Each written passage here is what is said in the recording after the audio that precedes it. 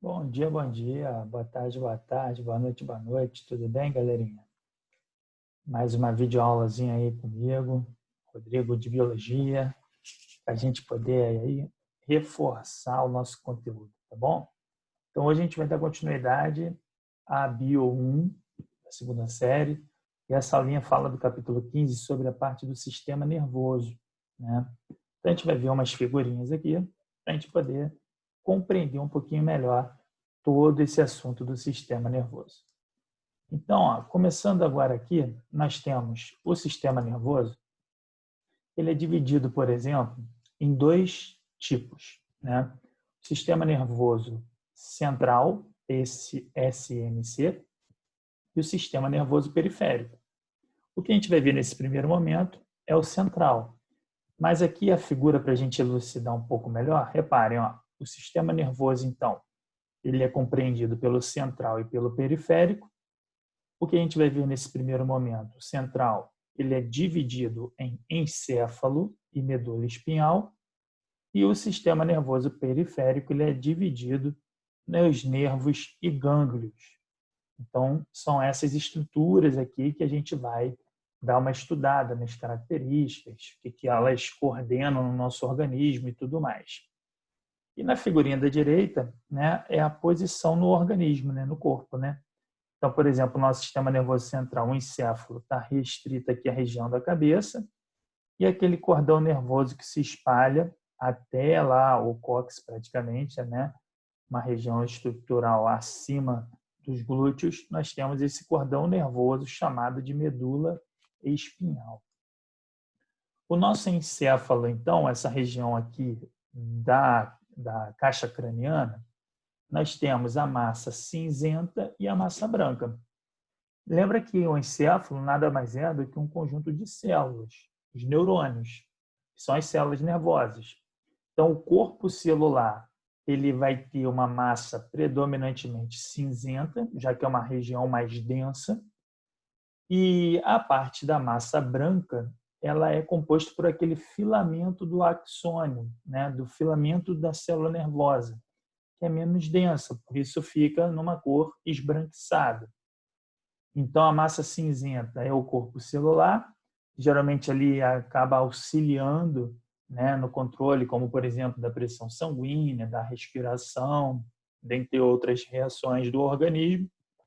E a massa branca, os axônios, responsáveis por receber e enviar os estímulos nervosos, né?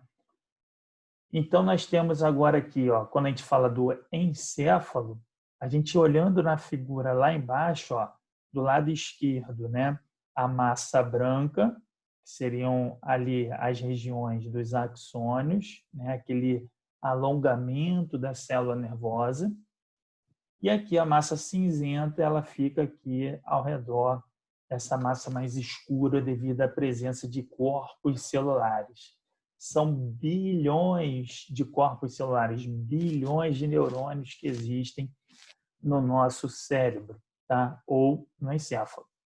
Agora, quando a gente fala dele, o encéfalo, ele é toda essa região, tá vendo? Essas regiões coloridas.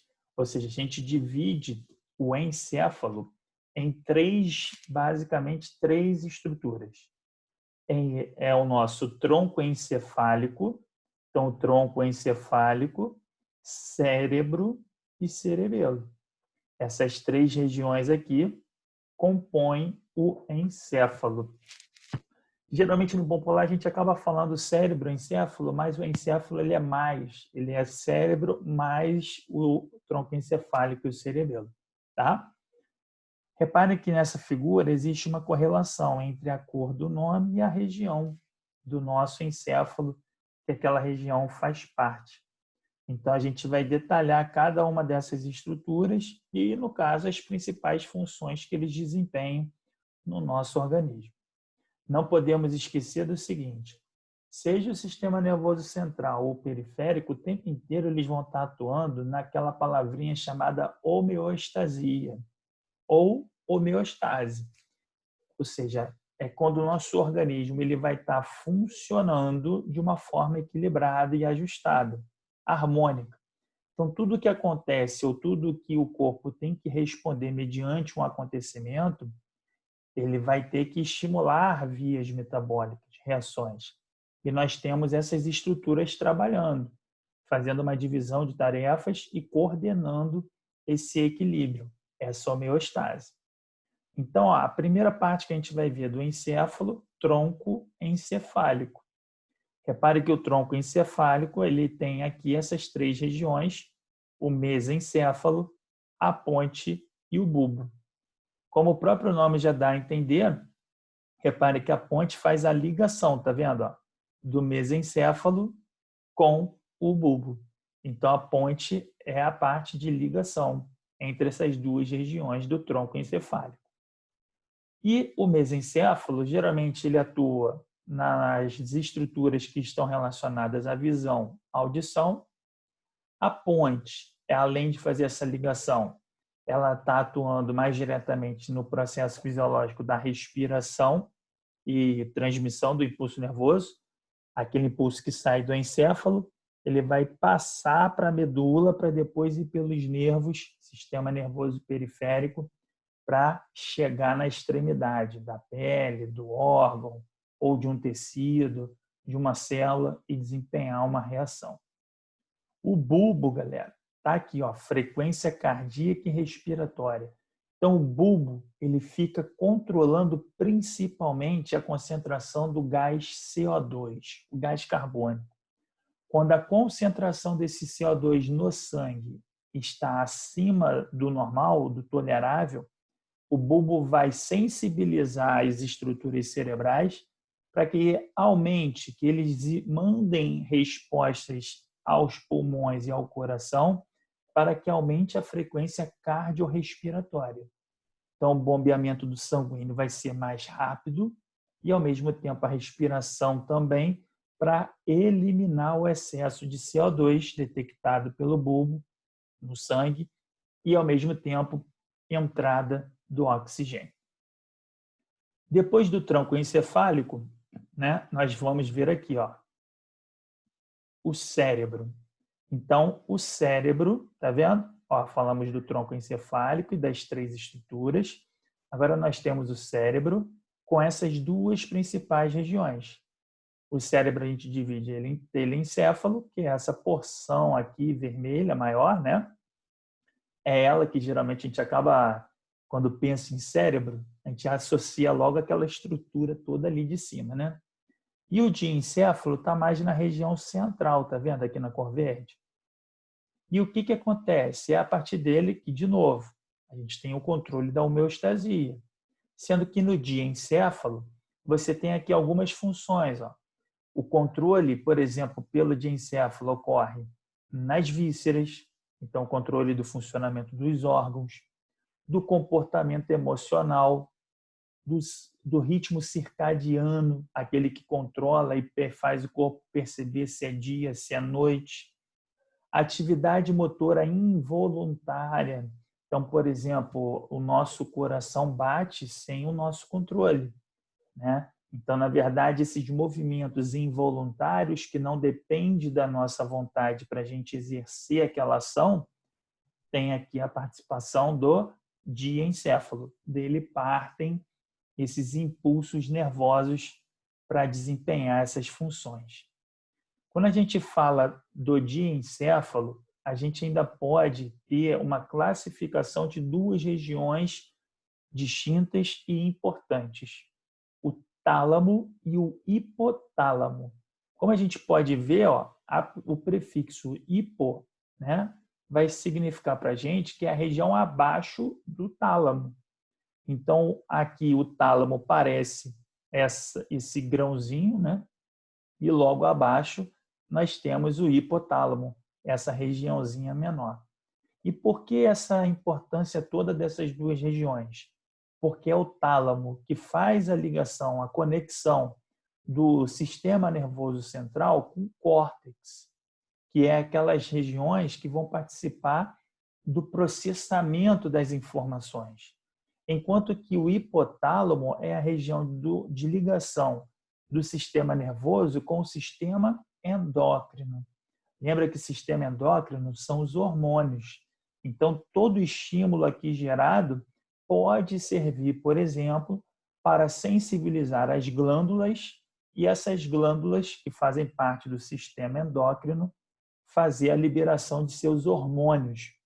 Basicamente, os hormônios eles vão estimular ou inibir as reações químicas do nosso organismo. Então, tudo começa com um estímulo nervoso que vai fazer essa conexão, essa ligação com o sistema endócrino para estimular ou inibir essa produtividade hormonal. Então, o hipotálamo, geralmente, ele é bastante lembrado quando a gente pensa na ação hormonal. Então, está lá o hipotálamo, ativação de glândulas, a ação hormonal propriamente dito, e tudo isso pode ainda colaborar para fazer o controle da temperatura corporal, manter ali a temperatura ajustável, né? Então, por exemplo, esse sistema, com a participação do hipotálamo num dia quente, vai estimular, por exemplo, uma sudorese maior. No dia quente, a temperatura interna está acima do que deveria, e aí, pela produção de suor, a eliminação de calor vai forçar esse ajuste, essa queda na temperatura e a homeostase, a manutenção da temperatura corporal ideal.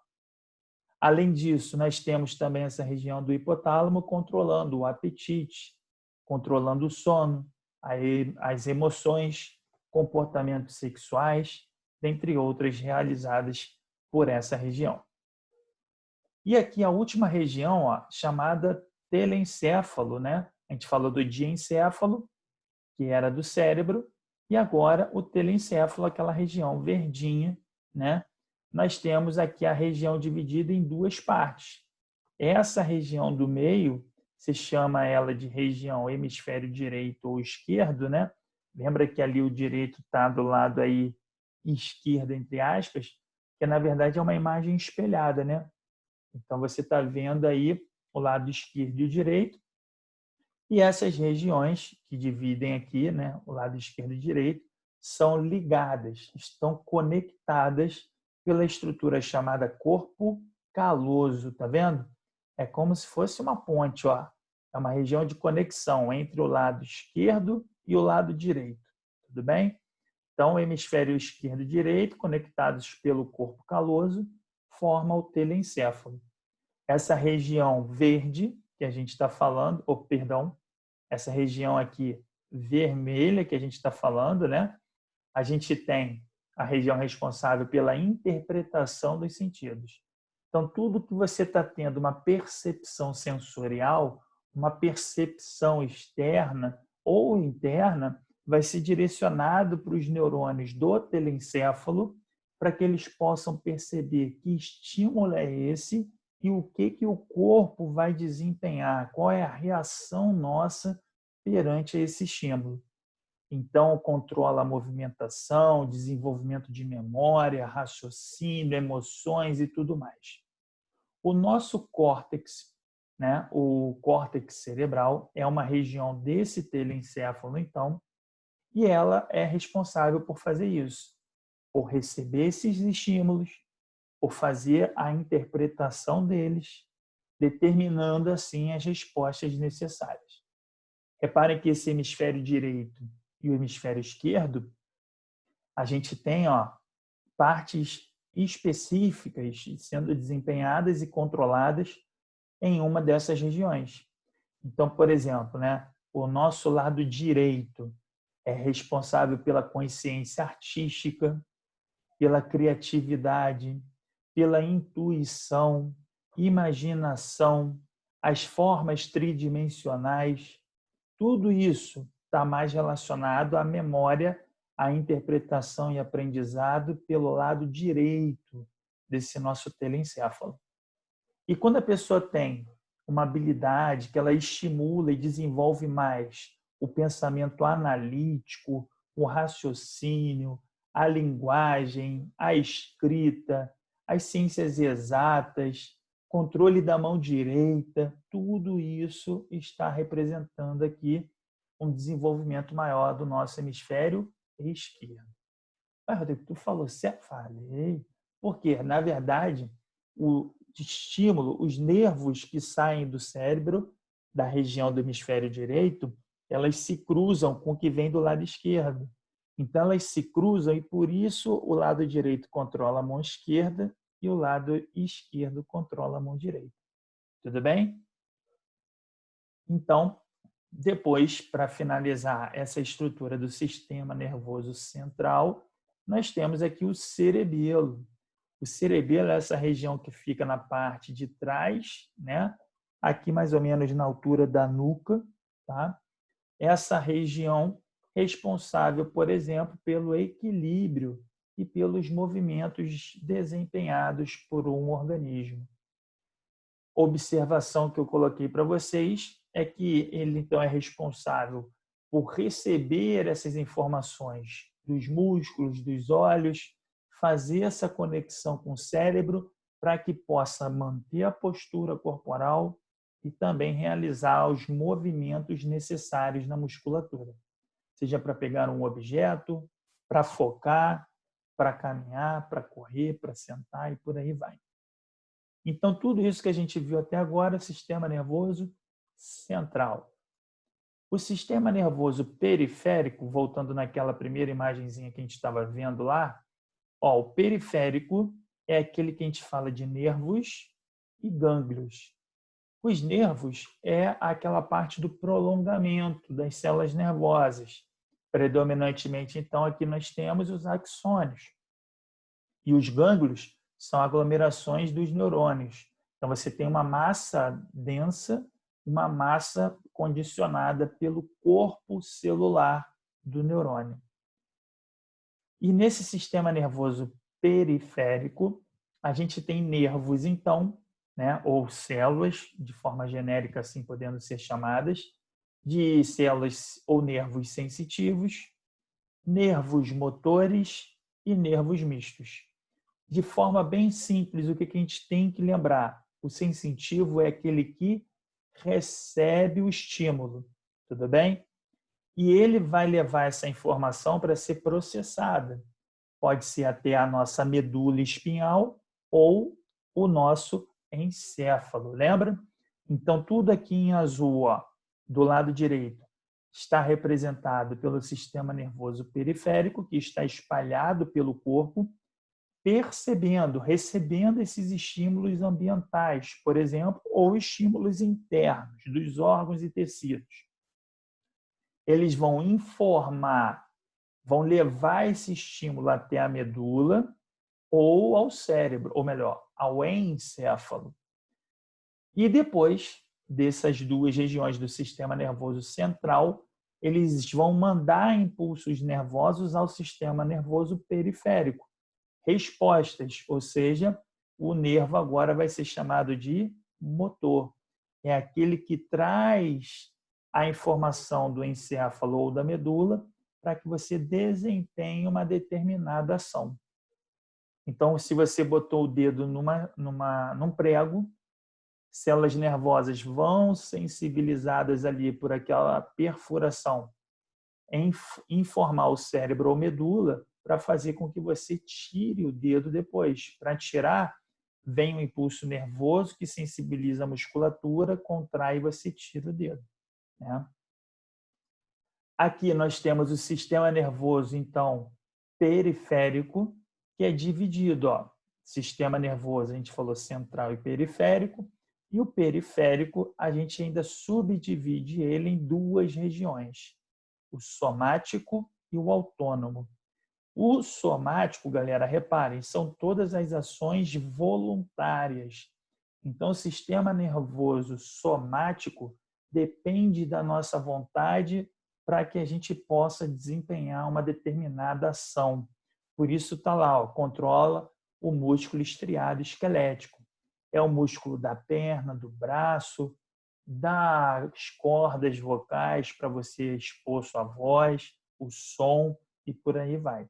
Todos os movimentos voluntários, sistema nervoso periférico somático. Já o sistema nervoso periférico autônomo, como o próprio nome diz, não depende da nossa vontade. Vai ser controlado de uma forma involuntária, independente. Então, o músculo estriado cardíaco, o coração, ele bombeia o sangue, ele contrai para bombear o sangue de forma involuntária, não dependendo desse controle por nós. E também o músculo liso, aquele que faz o revestimento dos músculos, né? Ou de alguns vasos sanguíneos, como artérias, veias, também realiza essa contração sem a necessidade da nossa consciência, da nossa vontade em fazer essas ações. Ainda bem, né? Porque se a gente dependesse para controlar todas as estruturas do corpo, seria bravo. Então, aqui, ó, o nosso sistema nervoso autônomo, aquele de ações involuntárias, ele ainda pode ser subdividido em autônomo simpático e parasimpático. Aqui, galera, de forma bem geral, a maioria das ações no nosso corpo, o que o simpático estimula, o parasimpático vai inibir. Ou o que o parasimpático estimular vai ser inibido pelo simpático.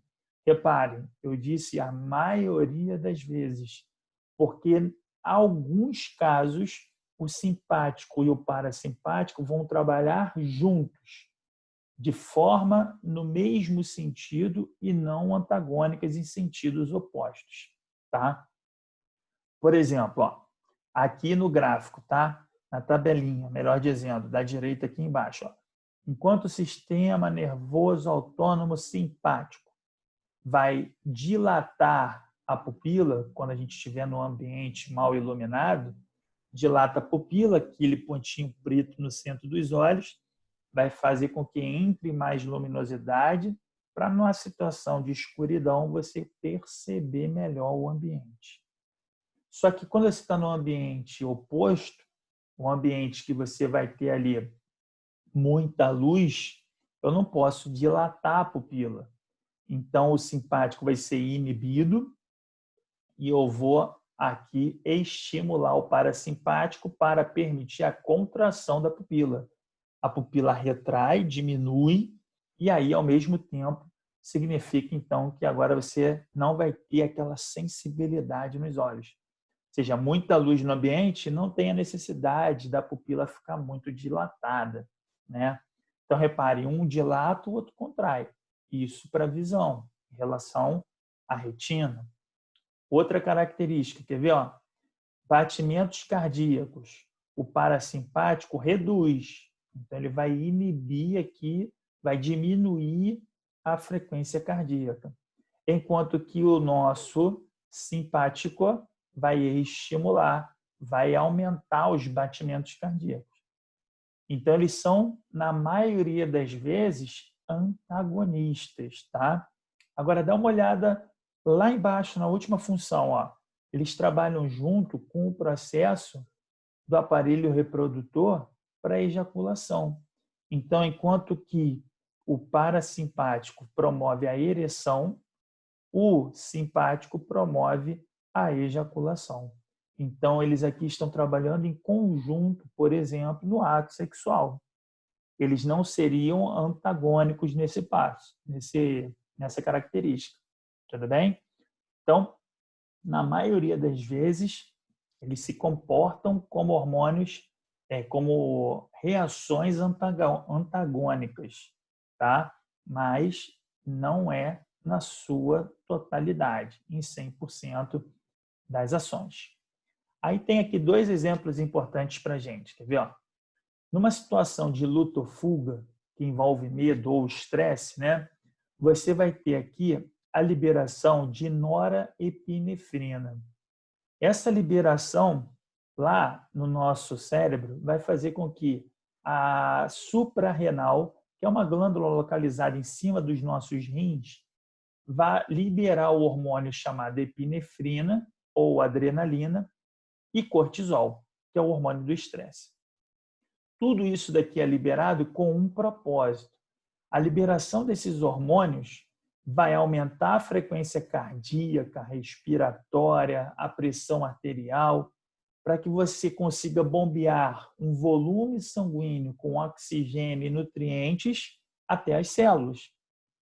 Chegando lá, eu vou aumentar o metabolismo da glicose, ou seja, eu vou aumentar a quebra da glicose e logo, consequentemente, formar mais energia, porque o músculo está precisando dessa energia devido à situação de medo e estresse, luta ou fuga. Ou seja, essa quantidade excessiva de glicose quebrada, de energia gerada, é para que você enfrente ou fuja daquela situação, né? Ao mesmo tempo, ocorre, através da liberação desses hormônios, dilatação da pupila, dos brônquios, ou seja, a pupila dilata para a entrada de maior luminosidade, para você enxergar melhor os objetos e as circunstâncias ao seu redor, aumenta a frequência respiratória, logo os brônquios também vão ter esse processo de dilatação, mediante outras reações em cadeia que vão permitir você ter uma atitude rápida, uma atitude eficiente para esse momento de luta ou fuga. Então, é uma ação hormonal que está desencadeando várias respostas no nosso corpo ao mesmo tempo para preparar você a desencadear aquela reação. Isso o sistema nervoso autônomo simpático que fez, por exemplo. Aí, como você naquela situação é momentânea de luta ou fuga, você estimulou tudo isso. Depois que aquela situação estressante passou, eu tenho que diminuir e voltar para a frequência normal, respiratória, cardíaca, para voltar para a situação de repouso. Então, para voltar ao repouso, agora o parasimpático vai produzir e liberar o hormônio chamado acetilcolina. Esse acetilcolina vai inibir o simpático, vai inibir a liberação da norepinefrina que a gente falou ainda agora. Então, nesse caso, já que inibiu o de cima, a frequência vai diminuindo, a pupila vai contraindo e as reações todas estimuladas no exemplo anterior vão sendo inibidas para voltar para a homeostase, para voltar para a situação de equilíbrio e de repouso. Então, é o ajuste que o corpo faz para ter uma reação ou para voltar para o repouso que vai ser controlado pelo simpático e pelo parasimpático. Tudo bem? Reparem só uma curiosidade, tá? Que o sistema parasimpático, ele tem aqui o estímulo vindo da região do cérebro e da região lá de baixo, tudo bem? Próximo ao nosso córtex.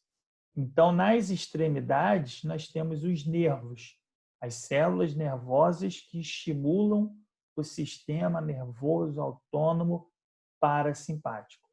E nessa região do meio, né, dali da coluna, das costas, da lombar, você tem os nervos, as células nervosas estimulando a região do sistema nervoso periférico autônomo simpático. Então, simpático, região mediana, extremidades, o parasimpático. Aqui nós temos o sistema nervoso ainda, né? Quando a gente se relaciona o famoso arco reflexo. Repare que nem toda reação que a gente vai ter vai ser transmitida a partir do cérebro. Esse caminho para sensibilizar várias células nervosas até o cérebro e voltar para a região, para que você tome uma ação, né? Às vezes pode, apesar de ser rápido, às vezes pode ser lento de uma forma que comprometa e prejudique o organismo de algum jeito. Então, na verdade, a gente desenvolve por memórias, né? A partir do momento que você já passa por uma situação daquela, você já sensibilizou aqueles neurônios de alguma forma, você consegue, por exemplo, fazer uma resposta mais curta uma resposta já mais rápida, né? Que a gente vai chamar de ar com reflexo. Resposta essa que é mais rápida, então ela é imediata e autônoma. É uma resposta que não vai depender do processamento. Você involuntariamente acaba fazendo aquele movimento no automático, né? Então aqui, por exemplo, né, exercícios por repetições ou numa situação dessa emergencial como na figura, né, um dedo colocado próximo ao fogo, ou se você pisar num prego, você vai ter um instinto que a gente fala de retirar rapidamente a mão da região. Você não está processando e ali está assim, encostei a mão no fogo e o fogo queima, vai aumentar a temperatura, vai matar minhas células. Você sabe disso, mas você não pensa em tudo isso. Você instintivamente tira a mão.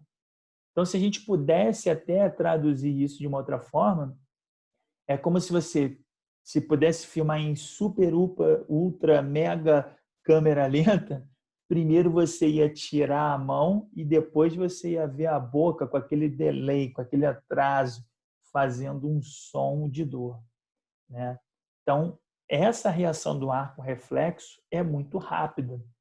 E aqui, ó, o que acontece? Nós temos uma resposta rápida que vai sensibilizar as células nervosas que vão até a medula espinhal e voltam com o nosso estímulo nervoso da reação para tirar. Então, na verdade, não vai até o encéfalo, vai na medula e volta para que você não perca tempo e minimize possíveis prejuízos ao organismo. Então, aqui, como é que seria o caminho, né? Repare, ó, nervo sensorial ou aferente é aquele que vai perceber e vai receber o estímulo do ambiente. Esse estímulo do ambiente ou internamente vai ser encaminhado pelas células nervosas até a medula espinhal.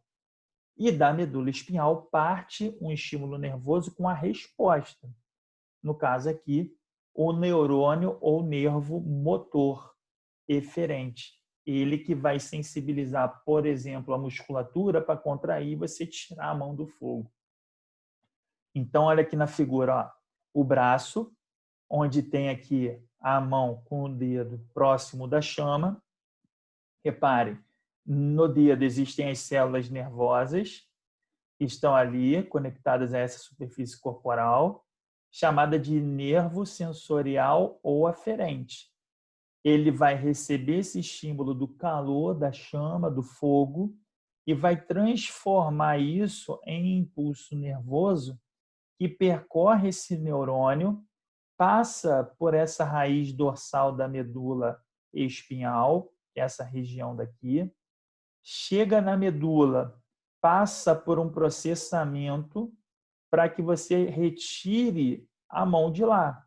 Esse processamento rápido, né, é realizado aqui na medula. O neurônio associativo faz a ponte entre o neurônio que trouxe o estímulo, a percepção, e depois do processamento ele passa essa informação, esse impulso nervoso, ao neurônio motor. Esse neurônio ou nervo motor chamado eferente. Aferente trouxe, eferente saiu.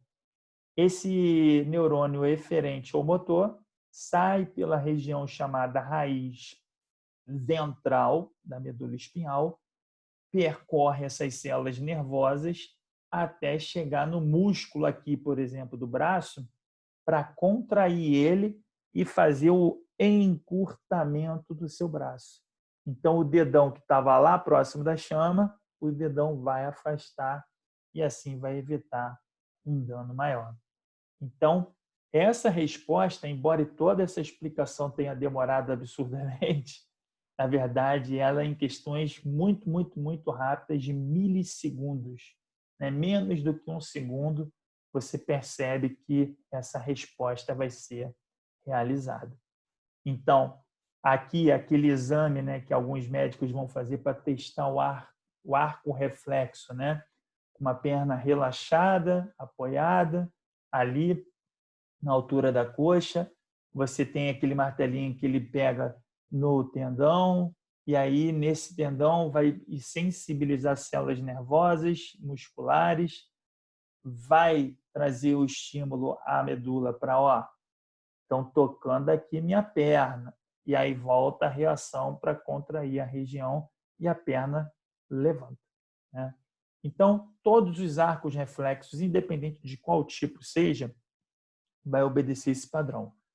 Nervo sensorial ou aferente ao que recebe o estímulo, encaminha até a medula e não para o cérebro, ou melhor, encéfalo, que vai desencadear uma resposta através do neurônio ou nervo motor. Tudo bem? Então, galerinha, é isso daí. Muito obrigado aí por mais uma aulinha. Se vocês tiverem dúvidas, lembrem, é só anotar, façam os exercícios, perguntem aos professores ou monitores, eu tenho certeza que vai dar tudo certo. Fiquem bem, se cuidem e até a nossa próxima aulinha.